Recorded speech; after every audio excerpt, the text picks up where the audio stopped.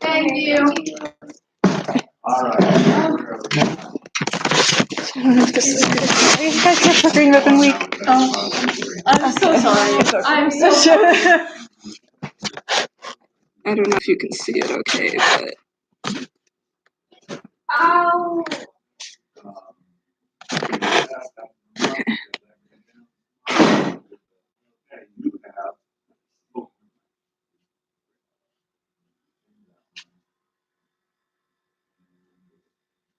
You proud of them? That's brilliant. Okay, you can go this back up, and you have a similar situation here where, okay, so this is the seventh report, right? Yeah. It must go where? Yeah, you have a really so you would lose 2 points right there. Well, this one has to move up, so you have to do that. But then the problem is when you're moving up here. You're getting multiple? Yes. Oh, that's interesting. Yeah, okay. So the B there. This one would go down now. The tenor part would go down to some. Like the B. This is the but you have this going up to a B and that one up to a B and then that one up to a B. So that's a bad thing too. You got the same mistake, two mistakes in the same one. Actually, if I'm grading this, I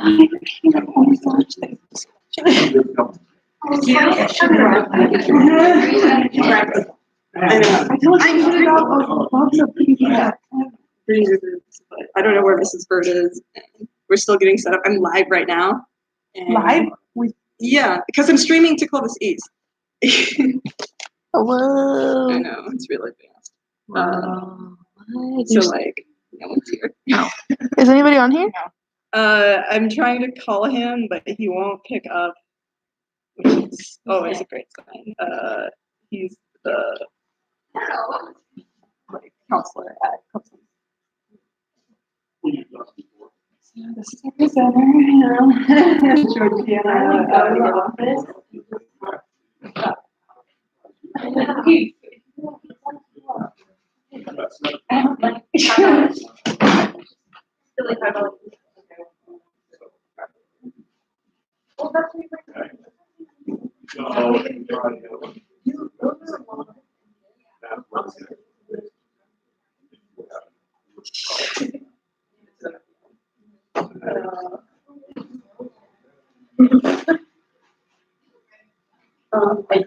Not really.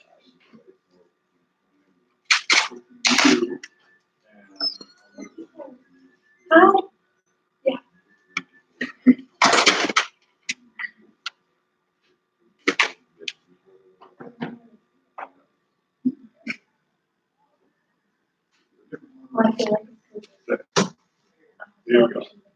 I know, but like, Right, well, yeah. I mean, like, Do this. hello, I would start by, okay. Hi. Did you find the stream okay? That part of the first floor that we have. Okay. Yes, ma'am. Oh, really? Yeah. Okay. Oh, that's fine. We're still setting up, so like, don't even worry about it.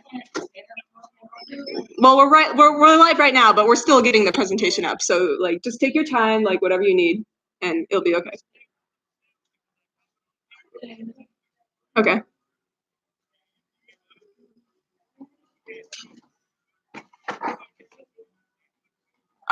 Did you? Yeah. Okay. Are you watching it right now? Okay. All right. Great. Is the audio okay? Yeah, I can. All right. Well, this is okay. So this is Georgiana Nigger Long. She's going to be our presenter today.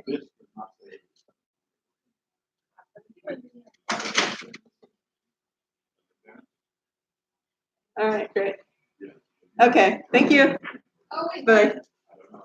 If it has 7, right? okay. So you want to get started? I can go ahead and get started, absolutely.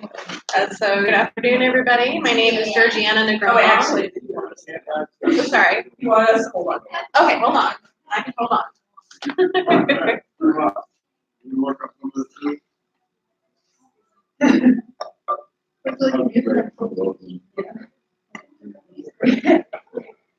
Um, Which question do you want? Also, 5, 6, 7?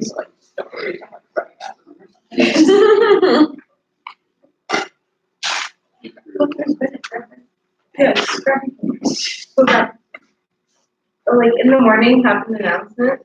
I know, that's what I really wanted to do, but for some reason I'm not doing the bulletin anymore. I don't know, it's weird. Question about.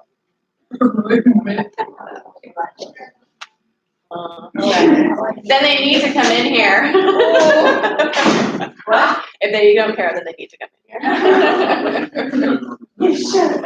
At this point, we're so close to final. Yeah, and then it was that way. Oh, I didn't see. Just missed it. Are they getting involved?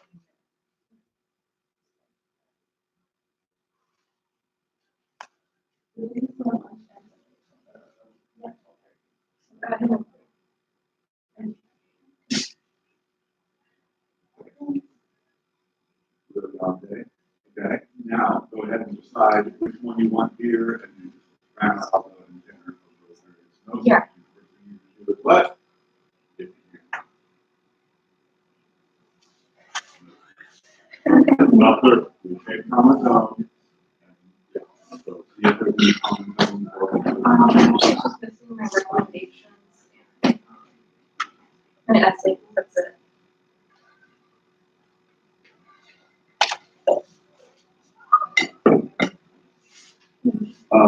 You yeah. just something to keep watching out. Do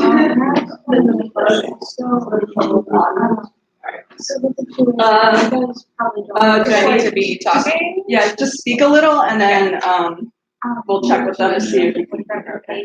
All right, so I'm going to speak a little because you need to test the audio. So I'm speaking little. I'm speaking about speaking little. I can be little as I speak, and He said it cuts in and out, so, it cuts in and out. I don't know how we fix that, maybe it's okay. I don't know if that's better. Does it cut in and out still? Do I need to speak more about being a little speaker? That sounds good. Okay, cool. All right, so are you ready? Are you ready to present?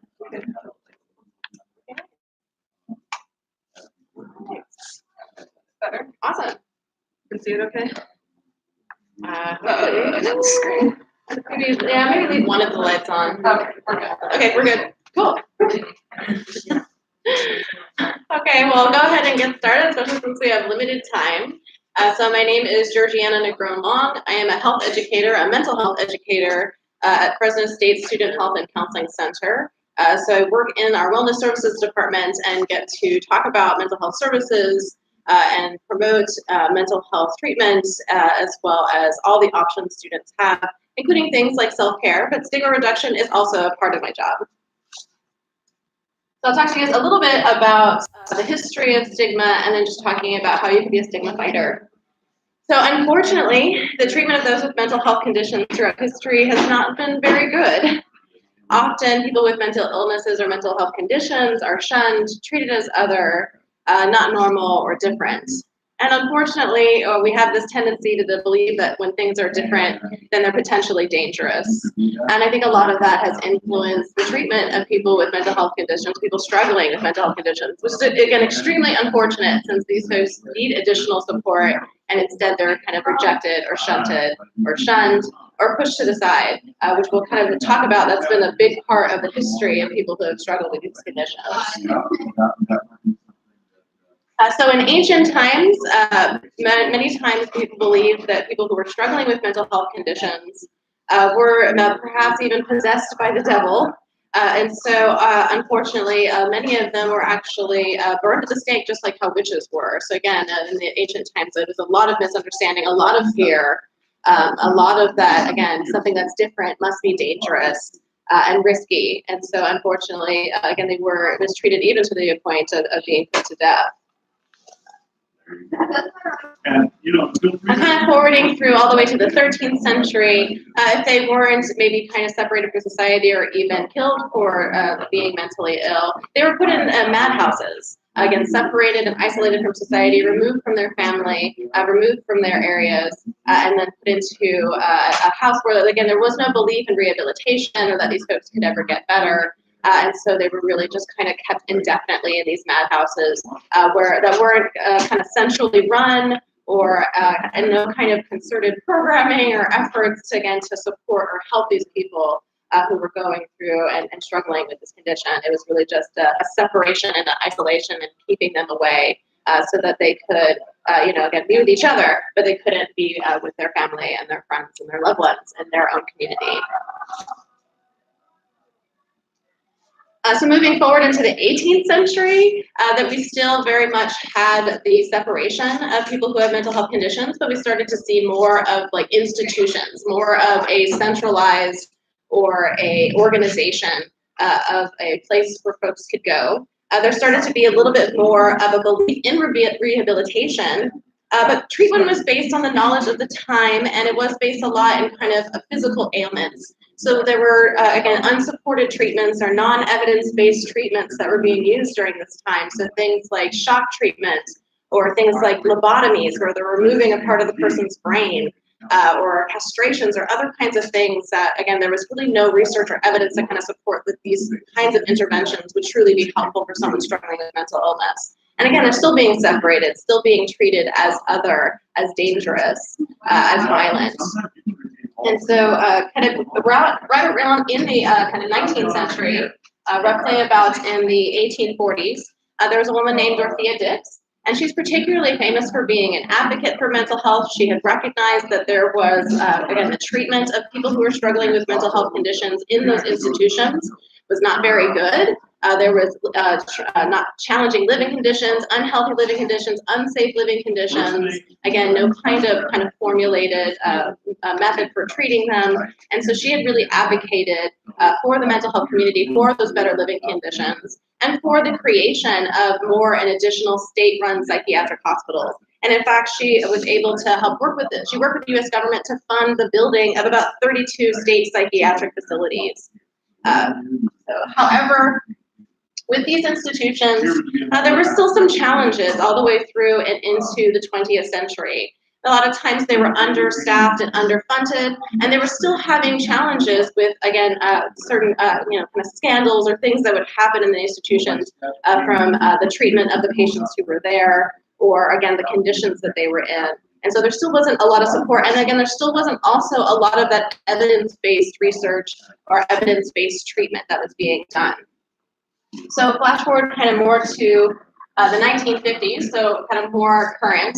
So right around 1946, Harry Truman, the President Harry Truman, had actually passed the National Mental Health Act, and that created the National Institute of Mental Health, which folks of us who are in mental health know very well about the NIMH, the National Institute of Mental Health, and how it's a really great resource and a government organization that assists with mental health services, treatment, and research. And previously this had not existed before. And so now we have an institution who's an organization where it's funded and they're getting money to do research on what kinds of services and treatment would truly be helpful for people who are struggling with mental health conditions. So now we finally are starting to get more of those evidence-based practices kind of brought into the mental health world. You're also seeing the invention of psychotropic medications around this time becoming more popular as part of treatment, which did allow for a little bit more of that switch to outpatient care. So kind of the 1950s to now, this is the new model that we have.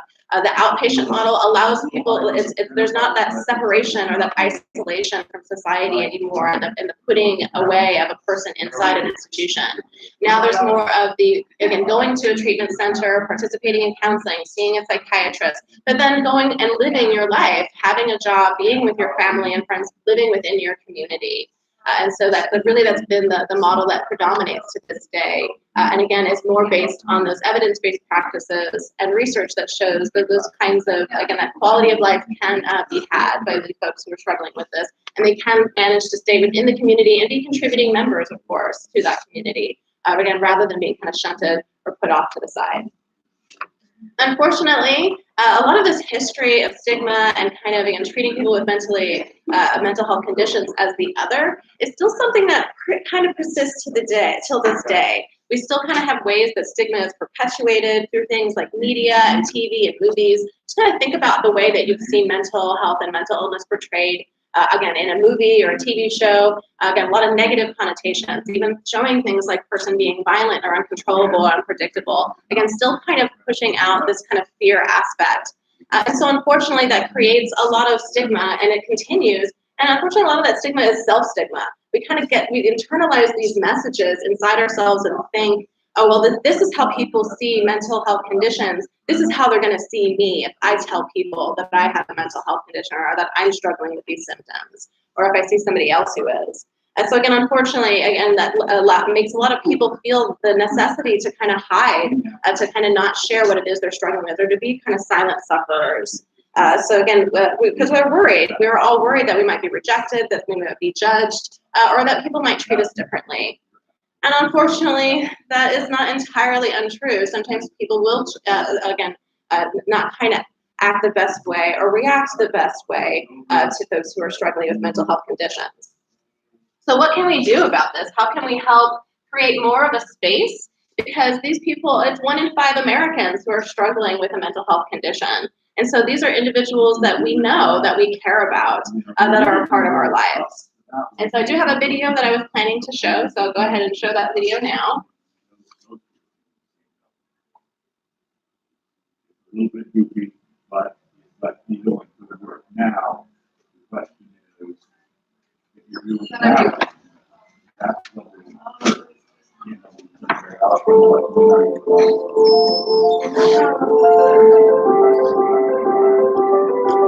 Imagine a life. Now imagine this life belongs to someone you care about. Someone you love. Your spouse, your parent, your child, best friend, sister, coworker, or neighbor. Of course, you'd want the best life imaginable for them. A life with caring, meaningful relationships. The chance to succeed in school. Fulfilling, challenging work, and a rewarding career. In short, you'd want them to have a long and happy life. Now imagine there was something keeping them from these things. Something that prevented it from happening.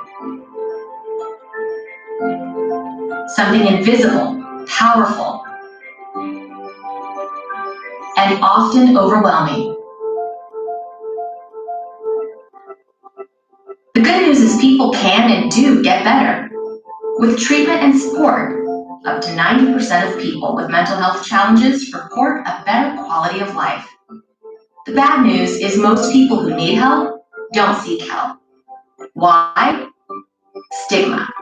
Stigma is the brick wall. Stigma is the fear of being quickly labeled and having people judge and form opinions about you, or they actually know you.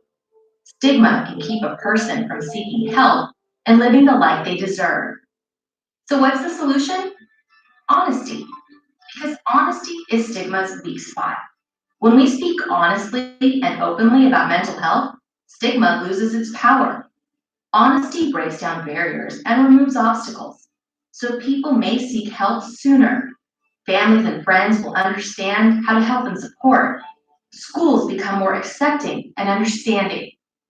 Businesses place a person's value where value should be placed.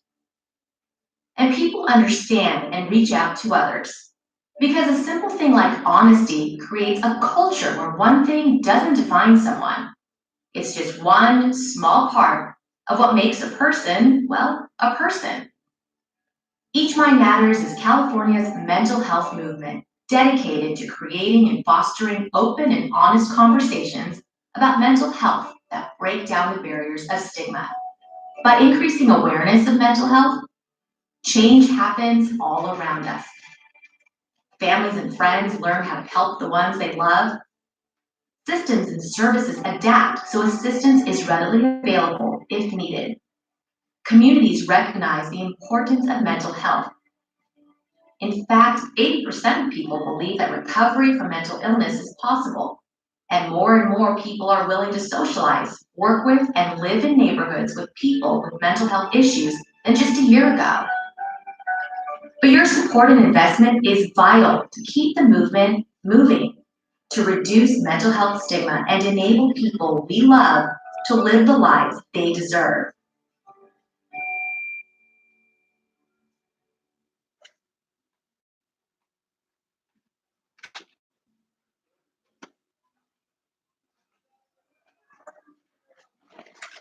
So again, we definitely want to make that effort because these are people that we care about. In fact, we even know that about 50% of Americans will meet the criteria for a diagnosable illness at some point in our life. So that's half of us. So really, that's all of us. If you think about the fact that half of those people are connected to other people. So really, this is an issue that impacts all of us and that all of us will encounter or experience. So a few more tips on how we can be a stigma fighter. Certainly, we want to be mindful of our word choices and the things that we say. Being mindful of using words like crazy and psycho and lunatic, and even the media is really bad with using these kinds of words and putting them in headlines. People are nuts and using those kinds of phrases. So being mindful of the language that you choose to use and how there could be somebody within that vicinity overhearing you and hearing how you're describing that person and kind of internalizing that and having that be, again, something that discourages them from reaching out, discourages them from talking about what it is they're experiencing. So again, being mindful. Standing up for others and yourself. Again, talking about mental health conditions. Saying that you disagree when people are, again, characterizing or putting mental health people into this other category. Supporting community integration. Again, how can we bring these people into our lives rather than pushing them away?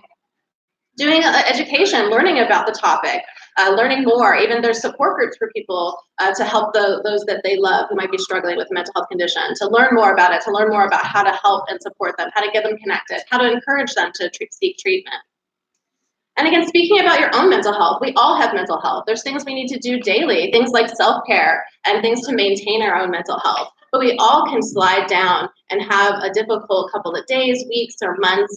And we all could be at risk again for having poor mental health. So we all need to be kind of mindful of it and working on it. And again, helping to encourage and support others, knowing that these daily, everyday kind of self-care things, again, are a part of everyday life, just like managing our physical health. So a few other tips to be a stigma fighter when you're talking to a person. Again, talking and actually listening to the person, keeping in touch with them, meeting up, kind of following up. Don't just talk about mental health. Sometimes I feel like you're always going to be talking about it, always asking them how they are with this concerned look on your face. Just kind of talk to them how you would talk to anybody else. Again, check in with them about to do something, not just kind of checking in on to see how they are with their mental health state. Really just trying to go out and do some of those self-care things. What is it that they like to do for fun? What is it that they like to do for self-care? And offering to do those things with them as another way that you can help support a person with a mental health condition or who's struggling with mental health symptoms. Certainly remind them that you care. Again, all the small ways that you can show people you care.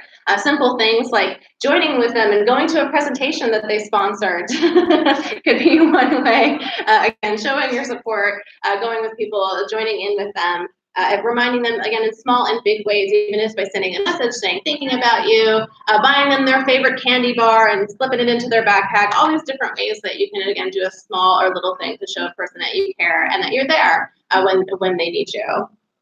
And then being patient. And sometimes people feel that, again, people are not being responsive or kind of sensitive to where they're at or understanding what they're going through. And so trying to, again, be patient and really, again, be that listener that tries to kind of hear and listen to understand what that person's going through. And instead of saying things like it's going to get better, actually saying things like, wow, that sounds like it's a really difficult time for you. Kind of acknowledging what it is that they're going through rather than trying to dismiss or belittle it. And, we always kind of want to kind of put a silver lining on things. But it's really to express empathy towards another person is to really be feeling with the person and making that connection. again, to truly support where it is and validate their feelings. Because again, we want to be sure we validate their feelings. Otherwise, it could continue to kind of internalize that feeling that there's something wrong or different or bad about them. And again, that's a big barrier. That's that stigma barrier that keeps them from accessing and reaching out and talking about it. But we know that those are the things that folks need to be doing to address, again, the mental health condition and to help reduce stigma. So that's all I have for today. So at this point, I don't know if I have any more time for questions or if we've gone over time. Yeah, I think that's good. Okay. So much. You're very welcome. Thank you.